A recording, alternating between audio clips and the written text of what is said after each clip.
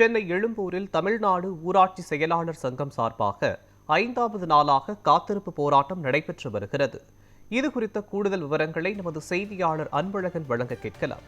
அன்பழகன் வணக்கம். தமிழ்நாடு ஊராட்சி செயலாளர்கள் சங்கம் சார்பாக 5வது நாளாக காத்திருப்பு போராட்டத்தில் ஈடுபட்டிருக்கிறார்கள். அவர்களுடைய பிரதான கோரிக்கைகள் என்ன? முழுமையான விவரங்களை சொல்லுங்கள்.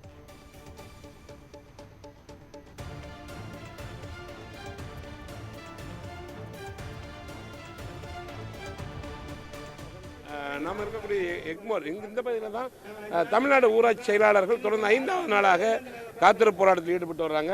ஏன்னா இங்கே பெண்கள் தங்க குழந்தைகளோடு வந்திருக்காங்க, ஒரு சிலர்லாம் குழந்தைகளோடு வந்திருக்காங்க. பல்வேறு ஊராட்சிகளில் இருந்து, ஏன்னா தமிழ்நாட்டில் முதுகெலும்பா இருப்பது ஊராட்சிகள் தான்.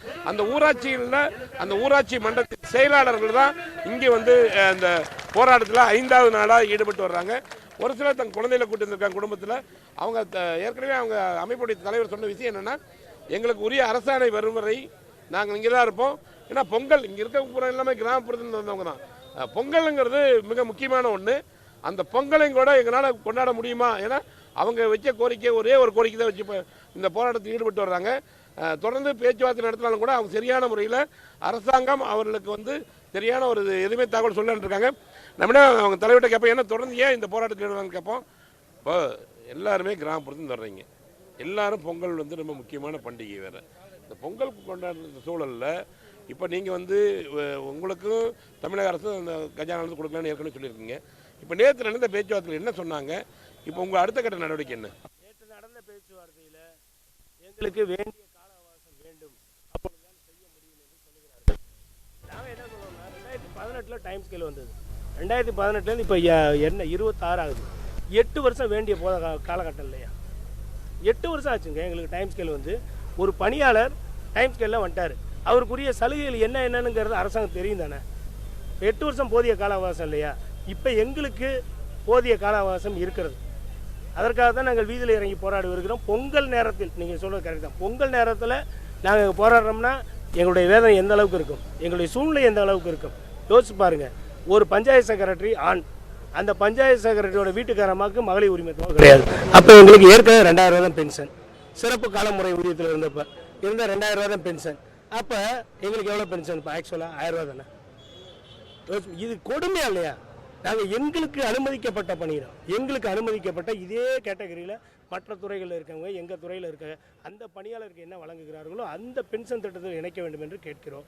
ஏற்கனவே ஓய்வு பெற்றவங்க எல்லா அரசலுக்கு முன்னாடி மனு எழுதி கொடுத்துக்கிட்டு இருக்காங்க 10 ரூபாய்க்கு. அவங்களுக்கு ஒரு 5000 ரூபா கொடுங்க. நாங்கள் 30 வருஷம் 33 வருஷம் வேலை பார்த்துருக்கோம், பார்த்து ஓய்வு பெற்றவங்க அவங்களுக்கு ஒரு 5000 ரூபா கொடுங்க. நியாயமான கோரிக்கை. ஒரு 2 நாள் 3 நாள் ஒரு ஜீவோ போடலாம், அரசாங்கம் செய்ய வேண்டும். ஏன்னா இப்போ உங்களை பொறுத்த வரைக்கும் பஞ்சாயத்துனாவே அதிக வருவாய் வரக்கூடிய இடம். அது கிட்டத்தட்ட பார்த்தீங்கன்னா மத்திய அரசு வருவாய் வரும், தமிழக அரசுக்கு இதுக்கு சம்மந்தமே இருக்காது அந்த கஜானாவுக்கு. இதுக்கு அந்த சூழலில் பின்ன அவங்க அந்த பணத்தை கொடுக்கலாம். அவங்க எந்த மாதிரியான காரணத்தை தர முடியாது அப்படின்னு சொல்கிறதுக்கு என்ன காரணம்? இல்லை, தர முடியாதுன்னு அவங்க இதுவரையும் சொல்லலை. கோரிக்கை நியாயமானதுன்னு சொல்லியிருக்காங்க. அதே தருணத்தில் எங்களுக்கு கால அவகாசம் வேணுங்கிறாங்க. நாங்கள் என்ன சொல்கிறோம், 2018 நாங்கள் டைம் ஸ்கேலில் இருக்கோம். இதுக்கு மேலே என்ன கால அவகாசம் நாங்கள் கேட்குறோம். மோகன், இவர்கள் வைக்கக்கூடிய ஒரே ஒரு கோரிக்கை என்னென்னா, நீங்கள் வந்து கால அவகாசம் கிடையாது, பணம் தரல அப்படின்னு சொல்லலாம், கொடுக்குறேன்னு சொல்கிறாங்களா, ஆனால் கால அவகாசம் கொடுன்னு சொல்லியிருக்காங்க. இந்த சூழ்நிலை தான் கால அவகாசம் என்ன இத்தனை ஆண்டுகள் எப்படி கால அவகாசம் அப்படின்னாங்க.